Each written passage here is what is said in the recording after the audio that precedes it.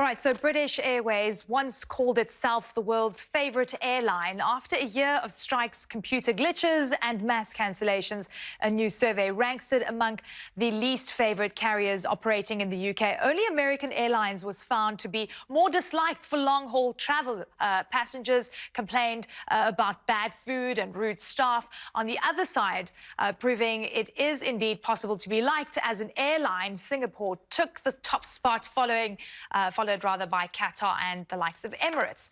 We want you to join in the conversation to get out, so get out your cell phones and go to cnn.com/join. We've taken the top 5 airlines from the Which survey: Singapore, Qatar Airways, Emirates, Virgin Atlantic and KLM. We want to know which is your favourite long-haul airline. So go to cnn.com/join and vote, and you'll see the results live on screen soon. All right, so Rory Boland is the travel editor at Which, a consumer watchdog in the UK who carried out the survey, and he's in London. Look, I'm in the air all the time. I don't care so much about food as much as I care about how comfortable it is and just how much space I have. But what are consumers telling you? Is it about the entire package? Is it one thing that's bothering them? I think for British Airways, there's quite a long shopping list, unfortunately, of problems that they need to address. So a couple of things we heard about was that planes were uncomfortable. So bad news for you if you're looking for a comfortable flight. Seats were uncomfortable. Customer service was pretty mediocre. The food was poor. British Airways isn't particularly punctual anymore, so if you want to get there on time, it isn't an airline to choose either. And of course, all of this is reflective of the cuts that British Airways has undertaken in the last couple of years. You know, if you're flying short haul on British Airways, it often feels like a budget airline these days. You won't get any free food or drink. You've probably paid for your seat as well. The only thing that British Airways has been less energetic about cutting is its fares. So what passengers are kind of waking up to is the fact that they're paying a premium price, but really what they're getting these days with British Airways is a budget service. Yeah, OK, so Singapore and the likes of Qatar doing quite well. You know, what are these airlines doing right that the others aren't?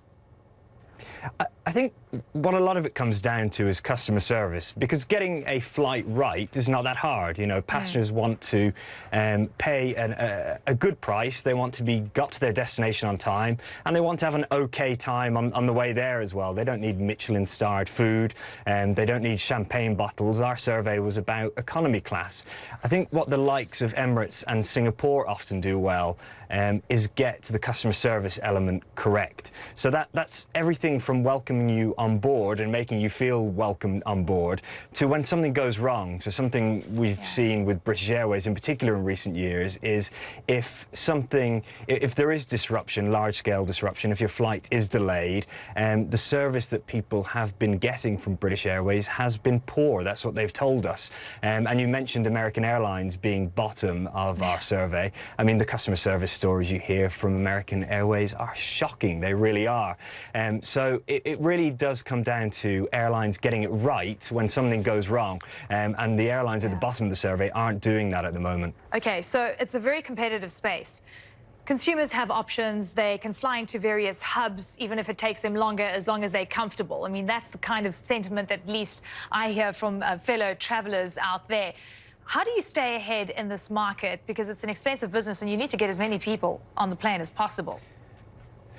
Absolutely, and I think that is telling on some of these airlines. I mean, some of the comments we heard about British Airways directly reference the fact that it feels like a budget airline. So passenger sentiment is catching up with it. You know, this idea that it's a premium flagship carrier, which it continues to insist it is, the world's favourite airline, that is no longer true anymore.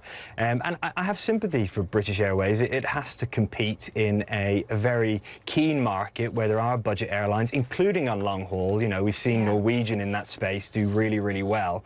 But I feel like it has to make up its mind. Either it is a budget airline and it needs to, you know, bring out the budget prices if that's the case, or it's still a premium airline and it needs to act like a premium airline.